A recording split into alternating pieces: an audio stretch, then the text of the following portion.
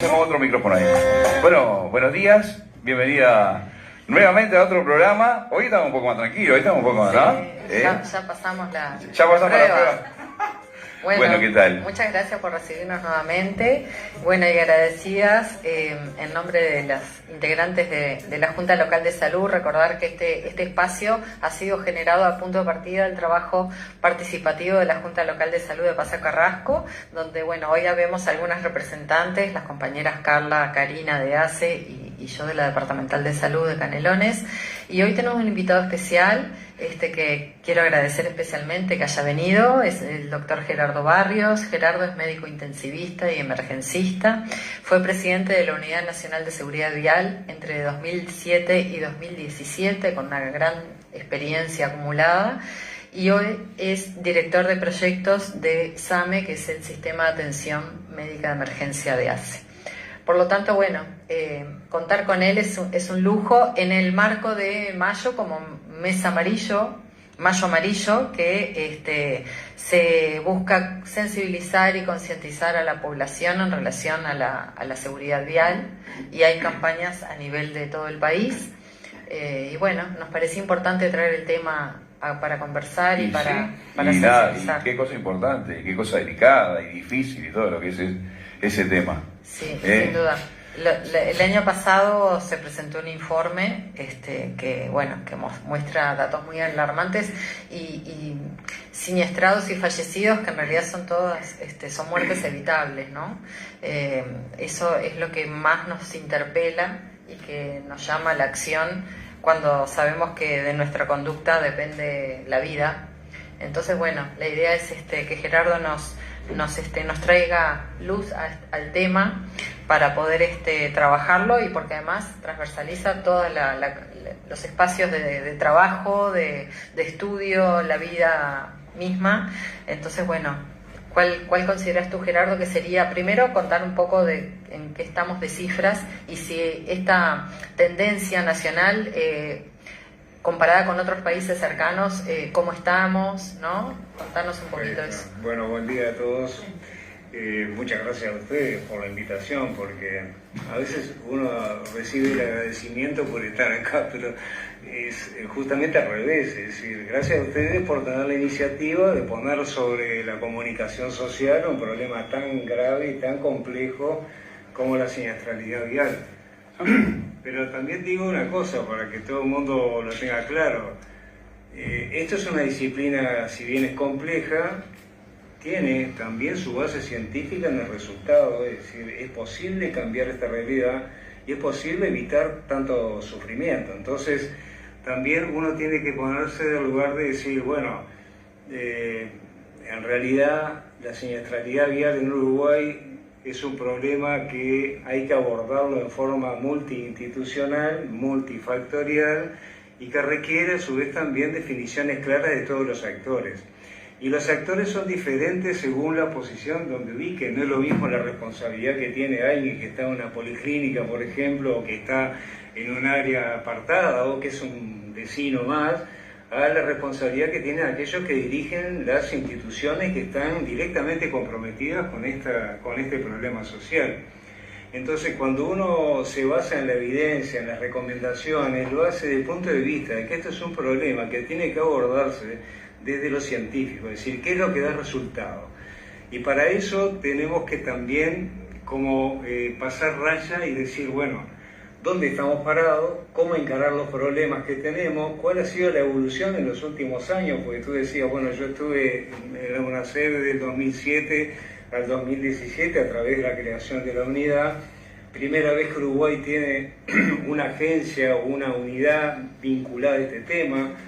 Primera vez que Uruguay establece, y no hace tanto, decir que esto es un problema que hay que abordarlo con una planificación, con una política que se refleje en el descenso mantenido y sostenido en la cantidad de lesionados y fallecidos en las vías públicas. Y por lo tanto eso también nos convoca a todos a, bueno, en este mes de mayo que estamos discutiendo a nivel nacional todo el problema de la siniestralidad vial, que es una iniciativa que surgió hace algunos años, ya más de 10 años en Brasil, y que la trajo también como iniciativa. Me acuerdo que en aquel entonces nosotros estábamos obviamente en la presidencia de la UNACER y llegó el doctor Fernando Machado, que estaba en el interior del país, en Brasil, pasando del interior de Brasil, y allí entendió que había una iniciativa brasilera para establecer mayo como el mes amarillo, el mes de la prevención, el mes de la precaución, digamos, para poner este tema, y realmente nosotros lo tomamos y hemos desarrollado, digamos, estas actividades. Entonces, bueno, cuando uno... Ustedes pregunten, por mí que yo me pongo a hablar es una nueva integrante de la familia, disculpa. Apareció acá y la adoptaron y nos dejaron en la puerta de Casa Pueblo, la dejaron a ella con 8 perritos más. Es otro siniestro.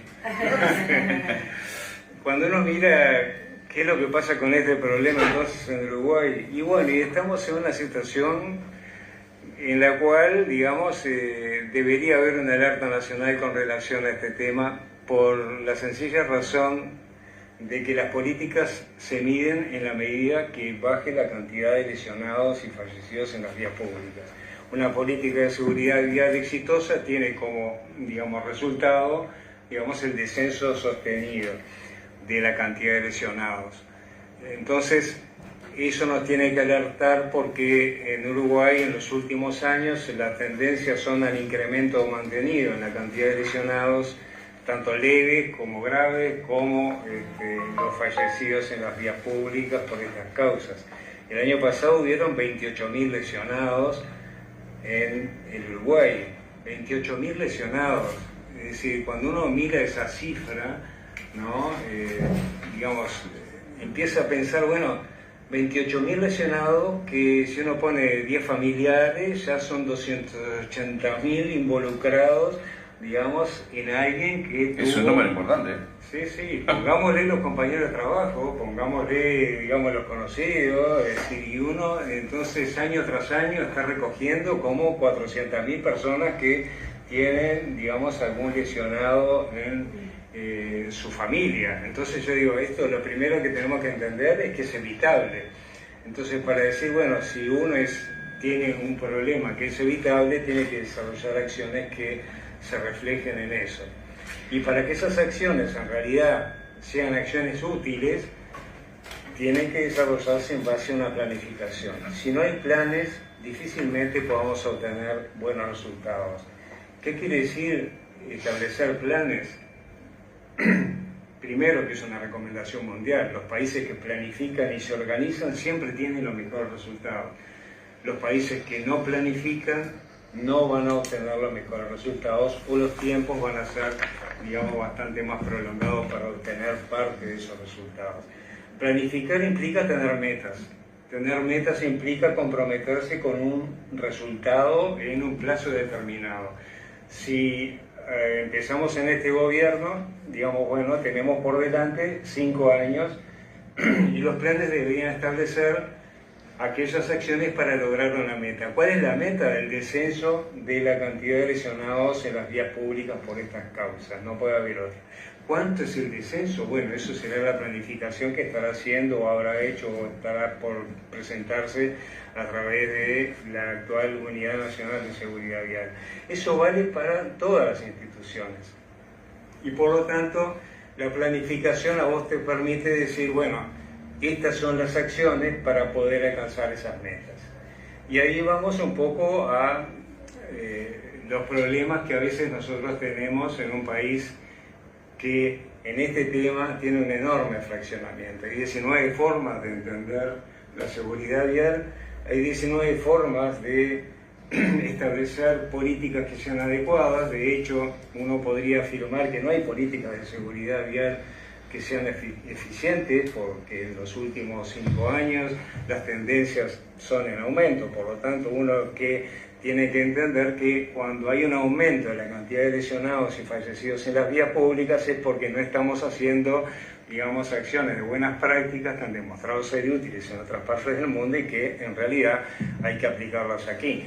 Entonces, bueno, este país tan fraccionado en este tema, digamos, pasó, me acuerdo, desde las discusiones que teníamos a nivel departamental para usar o no el casco. Es decir, parecía mentira que en Uruguay hace tan solo 15 o 20 años se estuviera discutiendo la utilidad del casco, se estuviera cuestionando la utilidad de las luces encendidas, se estuviera cuestionando la importancia del control de la velocidad, se estuviera cuestionando, por ejemplo, tomar alcohol o no tomar alcohol para conducir vehículos y hasta hace muy poco. Entonces, esa realidad hubo que, digamos, bueno, desarrollar el sorteo de esos obstáculos a través de la comunicación social. Por eso yo les digo, el agradecido acá soy yo, porque ustedes nos permiten comunicarnos con la población.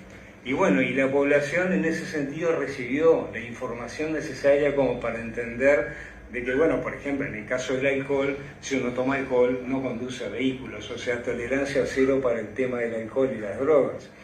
Y eso fue bastante importante porque se discutió mucho, se analizó mucho ese tema y la gente lo comprendió. Ahora, en realidad, cuando uno mira las tasas de espirometrías positivas, es decir, de gente que conduciendo bajo efectos del alcohol tiene un siniestro de tránsito, ¿no? El impacto, digamos, mayor lo tienen esos siniestros con presencia de alcohol en aquellos que son mayores de 30 años. Los menores de 30 años, porque a veces siempre le damos con un caño a los jóvenes, ese es un problema de los jóvenes, pero eso lo dicen los que tienen más de 30 años, ¿no? Porque en realidad el impacto en el descenso de las espirometrías positivas en siniestros de tránsito se da mucho mayor en las poblaciones menores de 30 años. Por lo tanto, esto también, digamos, nos da por tierra con un montón de afirmaciones que se hacen por ahí, digamos, y que a veces, digamos, lamentablemente las hace gente, digamos, que tienen un impacto importante en la opinión de la población, ¿no? Pues no es lo mismo que hable, digamos, alguien que no conoce este tema, que no está en el tema, que lo diga, digamos, por ejemplo, un diputado, un senador, una autoridad nacional. Es decir, que eso va a tener mucho más impacto y eso también forma parte de las estrategias del mayo amarillo, en el sentido de decir, bueno, este tema hay que discutirlo, no solo en mayo, sino que todos los días del año sean amarillos, digamos, para poder establecer una política adecuada, ¿no? Gerardo, vos mencionabas el tema de los jóvenes vinculado a la espirometría, pero en el caso, cuando uno empieza a disgregar los datos que tenemos del año pasado, se ve que casi la mitad de los lesionados son de entre 15 y 29 años, y a su vez casi la mitad el vehículo utilizado es la moto. Entonces, en este sentido, ¿cuál es la recomendación que tenés para hacer? Y también el hecho de que hoy en día, y que son parte de lo que son las llamadas picadas, hay todo como un conjunto de lugares donde los gurises pueden ir a modificar esas motos, ¿no? ¿Qué pasa ahí con la parte de control, de fiscalización, donde hay motos que ya pierden la seguridad ya por el hecho de la modificación, para que haga más ruido, para que rebote más, no sé, en los detalles? Digo, ¿cómo ese combo explosivo lo logramos frenar? ¿Cuál sería la estrategia o las estrategias o el conjunto de medidas que vos pensás que puedan lograr algún impacto en este sentido? Bueno, yo lo primero que voy a decir es que hace varios años que no tienen una y que muchas de las acciones que hay que desarrollar las tiene que desarrollar la propia unidad en el marco de lo que son los componentes principales para bajar la cantidad de lesionados y fallecidos en las vías públicas. Entonces, algunos de los procesos que, incluso lo que tú planteas, fueron procesos que quedaron interrumpidos después, digamos, porque no se siguieron políticas adecuadas en materia de seguridad vial. Y eso no es una opinión personal, sino que es una opinión que surge de los datos de cantidad de lesionados y fallecidos en las vías públicas. El descenso que se venía produciendo desde que la unidad en el 2007-2008 comenzó a trabajar en forma interinstitucional y como basada en buenas prácticas, digamos, bueno, dio por resultado que pasamos de tener una tasa de mortalidad de 19 por 100.000, o sea, andábamos cerca de los 700 y pico de lesionados previo al 2007, digamos, a pasar a una tasa de 12 por 100.000. Eso implicó en aquel entonces 400 fallecidos, o sea, 300 fallecidos menos en el periodo, digamos, donde las políticas se basaron en las evidencias y a su vez también en lo que es la proyección de varias de las acciones que quedaron inconclusas en aquel entonces y que, bueno, que hay que retomarlas sí o sí porque forman parte de esas recomendaciones. El problema es que uno tiene que tener acciones integrales. Integrales quiere decir que tiene que actuar en todos los factores. Si uno actuara solo en el factor motos, digamos, porque las motos en los comercios no chocan cuando el motociclista se sube y no cumple las normas. Entonces eso implica cambios de conducta. ¿Cómo se cambian las conductas?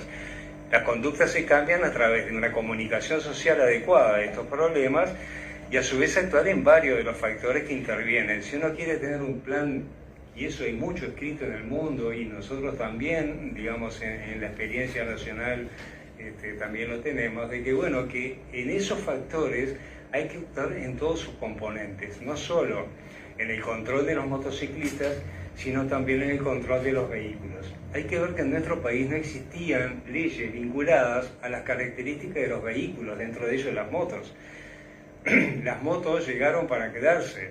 El problema es que cuando llegaban sin ninguna normativa y eran motos que ni siquiera tenían, un adecuado sistema de frenado, un adecuado sistema de cubiertas, un adecuado sistema de mantenimiento. Es decir, todo eso era, digamos, tierra de nadie. Bueno, más de 15 leyes hubo que aprobar en aquel periodo, digamos, para poder empezar a mejorar esos resultados. Pero alcanza solo con las leyes, no, si las leyes están y no se controlan y no se aplican, no funciona. Digamos, es lo que pasa, como decíamos recién, con el país fraccionado. En algunos lugares tenemos ciertas exigencias, en otros departamentos no las tenemos. Entonces los resultados son totalmente diferentes. Donde estamos, vamos a tener la influencia del lugar donde estamos, ¿no? Por ejemplo, en Montevideo podemos tener la imagen, y seguramente si una entrevista mucho montevideano debo decir, el tránsito es un desastre, esto es lo peor, no hay cosas más simples. Es cierto, en el país esa realidad es así, pero también tenemos que mirar qué es lo que pasa. Montevideo, que tiene la mayor población, el mayor parque automotor, la mayor movilidad, porque empiezan a aparecer otras formas de moverse en las vías públicas, tiene la menor tasa de lesionados y fallecidos de todos los departamentos. O sea que, ¿qué es lo que pasa? ¿Por qué hacemos esa diferencia? ¿Por qué hay tanta diferencia entre unos y otros? Bueno, porque hay elementos que forman parte de esas políticas. Si las políticas son adecuadas, los resultados están. ¿Quiere decir que en Montevideo somos, digamos, los mejores y los demás son todos unos burros? No, no se trata de eso. Se trata de que hay que establecer políticas nacionales. Y las leyes están para aplicarse, las leyes son nacionales, todos los, digamos, departamentos tienen que aplicarlas. ¿Cómo se aplican esas leyes?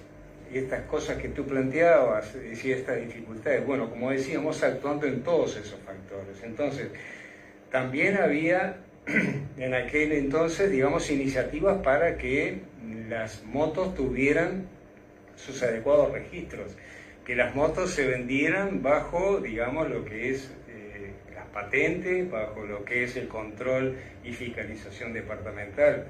Digamos, hay un montón de aspectos que tienen que ver incluso con la propia, como mencionábamos, tecnología de las motos que se importan. Y bueno, y se dejaron de importar motos como se dejaron de importar autos que no tuvieran, digamos, los elementos de seguridad adecuados. Ahora bien, si nosotros tenemos un problema, y lo mencionamos, ¿no? Es decir, con cómo se desplazan los motociclistas, también tenemos un problema, cómo se desplazan los automovilistas y cómo se desplazan los demás integrantes que forman parte de la movilidad. Atacar el problema como si esto fuera un factor determinante es un fracaso desde el punto de vista de las políticas. O sea que, si yo digo la mitad de los que se lesionan y fallecen son motociclistas, entonces hago planes orientados a los motociclistas, estoy descuidando el otro 50, que es tan importante como este. O sea que si las políticas no son integrales, no tienen buenos resultados. Y para esa integralidad hay que actuar en todos los factores, como decíamos recién, es decir, el control de los vehículos es fundamental. ¿no? ¿Cuándo se hacen inspecciones técnicas vehiculares en nuestro país? Digo, prácticamente, yo hasta ahora hace tiempo que no estoy en la UNACER, pero no, sé que no hay en el país inspección técnica vehicular, pese a que es una ley, es obligatoria. Entonces, viste, esa inspección técnica vehicular que tendría que ser para todos los vehículos, no está. ¿Cuántas formas de obtener un permiso de conducir hay en el país?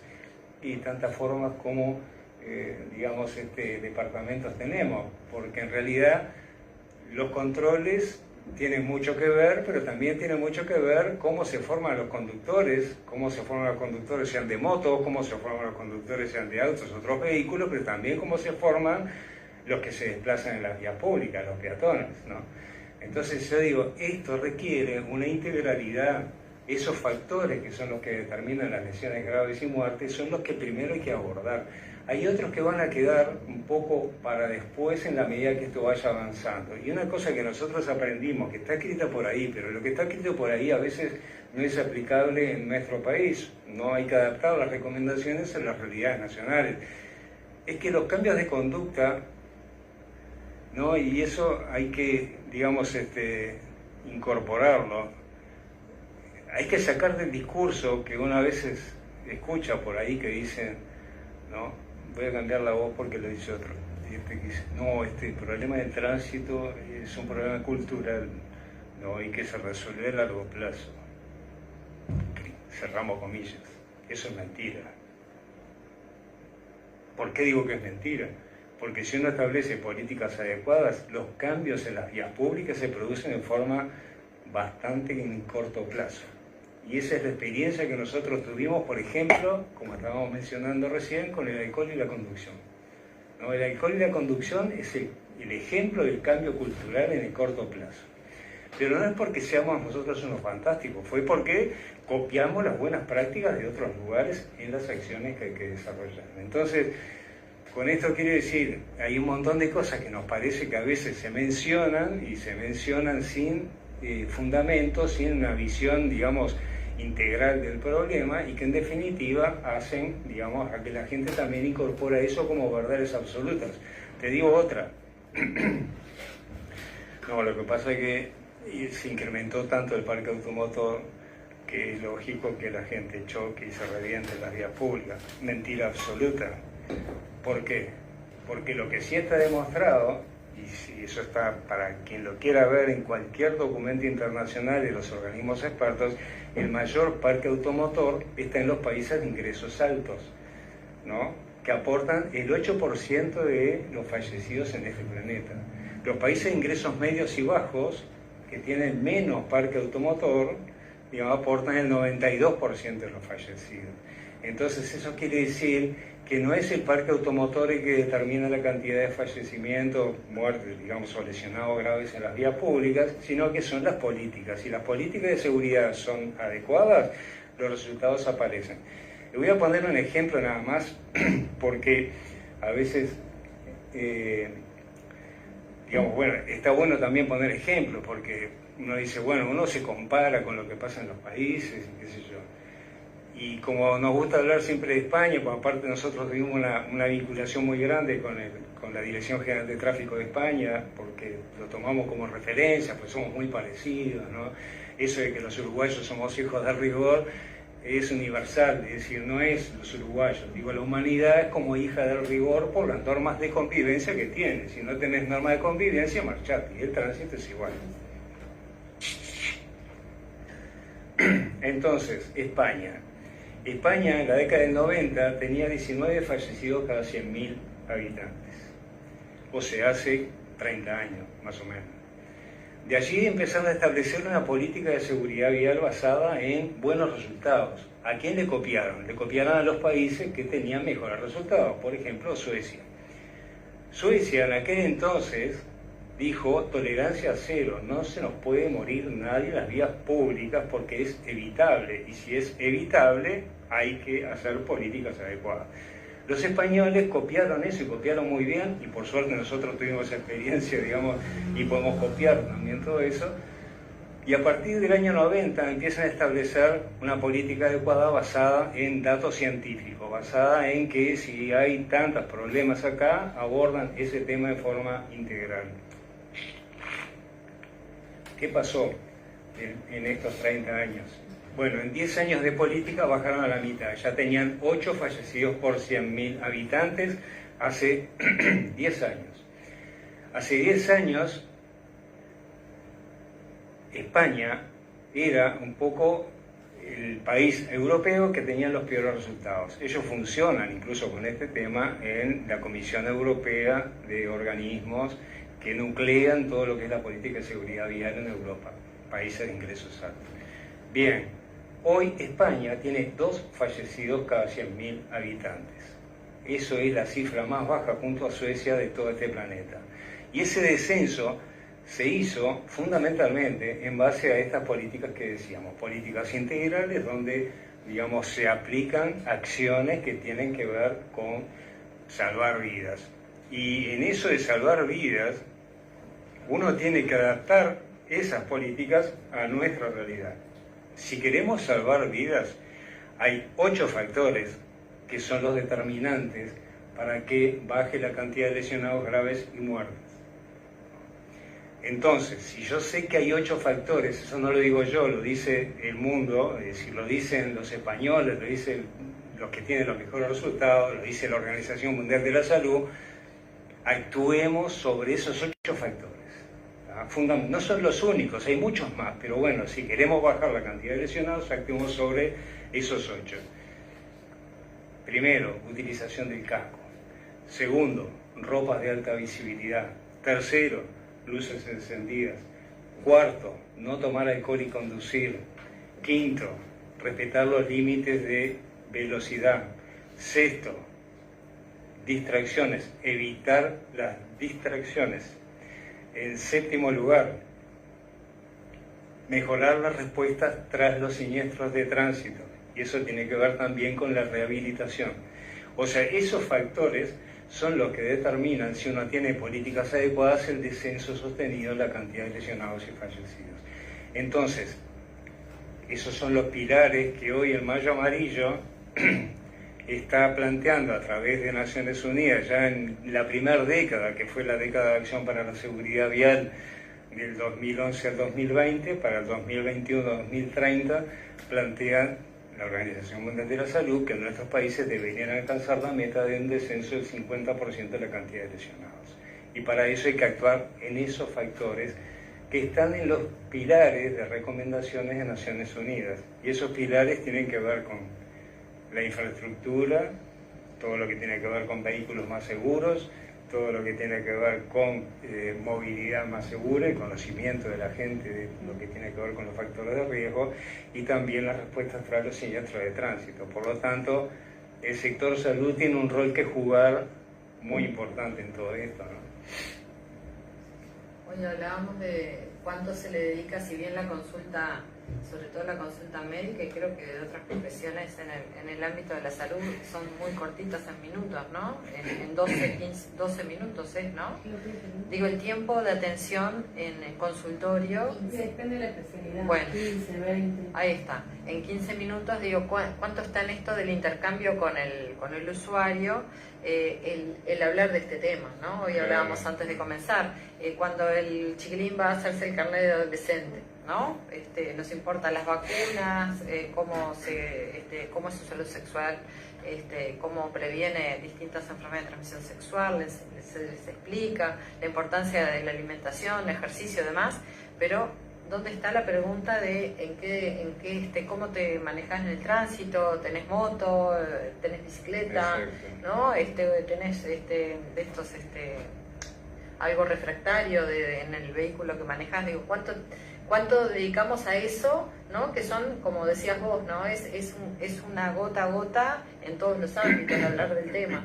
Porque digo, si pensamos en la adolescencia, mayores de 18, queremos pensar que sean mayores de 18 los que conducen, ¿qué pasa con esto de la etapa de la vida que transitan, donde, transgredir los límites, el probar nuevas cosas, está todo el tiempo, están en eso, ¿no?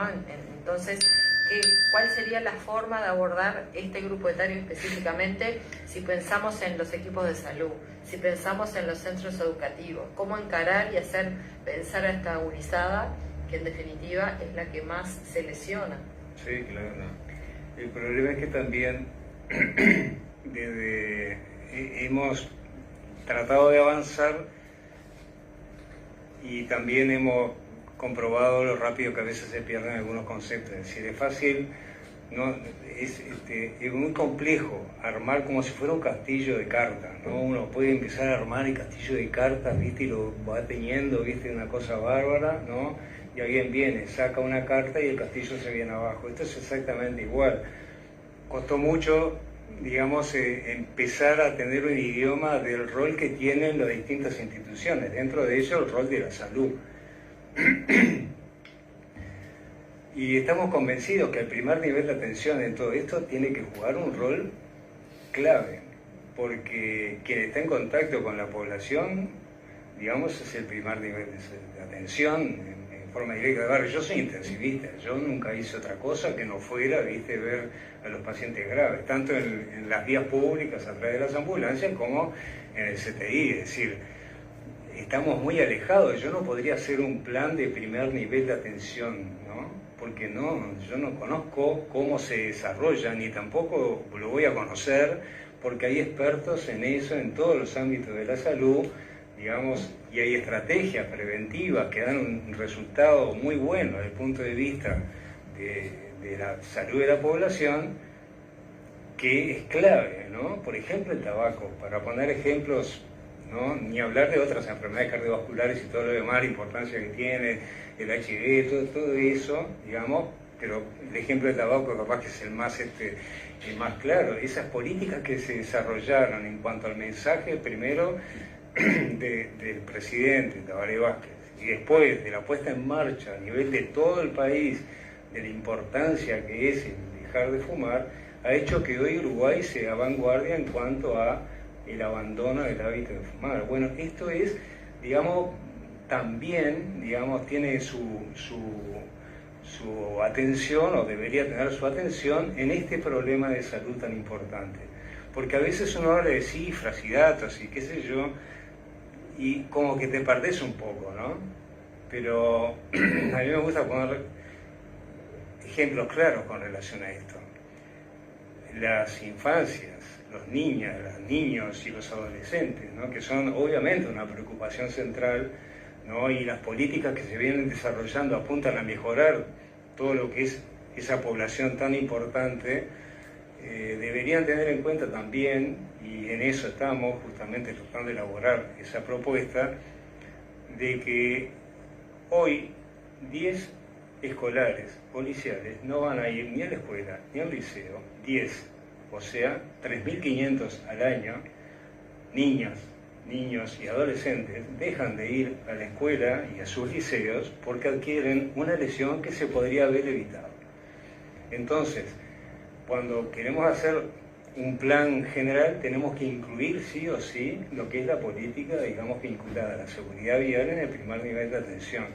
Porque desde el consultorio, y esto no es que sea un tema médico, es un tema de salud, es decir, porque quienes cambian conductas no son solo los médicos, el personal de enfermería, los auxiliares, la policlínica donde estás, así sea en el medio del campo, que vos entres en una policlínica y veas la importancia que a través de un afiche de vacunarse y los integrantes del equipo te hablen de eso, digamos, u otras estrategias, pero que también veas un afiche como el que está acá, digamos, con un motociclista, ¿no? Y la importancia que tiene la utilización del casco, lo que tú decías, el interrogatorio familiar, ¿no? La medicina familiar vinculada también a este tema en el primer nivel de atención, es clave. Y como en esto también uno se basa en las evidencias, también eso lo aprendimos con González Luque, un médico que forma parte de la Sociedad Española de Medicina de Tráfico, que está integrada a la Dirección General de Tráfico, ¿no? Es decir, el equipo de salud está metido dentro de la Dirección General de Tráfico, y él nos decía, nosotros acá hemos desarrollado la estrategia del Consejo Médico, del Consejo en Prevención Primaria, y en todas las policlínicas, en todos los lugares, digamos, se desarrollan acciones, no solo en el Mayo Amarillo, sino todo el año, digamos, para hacer comprender, porque la gente no es tonta, ¿no? La gente no es transgresora, ¿no? Le importa la vida, le importa que todo marche bien y por lo tanto son receptores a, digamos, la estrategia del consejo, digamos, del equipo de salud. Digamos, bueno, ahí es donde también eso cambia conductas, porque esto es una cadena, es decir, tiene muchos eslabones, digamos, y no puede haber ningún eslabón flojo. Si hay un eslabón flojo, uno tira la cadena y se rompe, o si falta un eslabón, la cadena no funciona, y eso tenemos que integrarlo en cada una de las instituciones.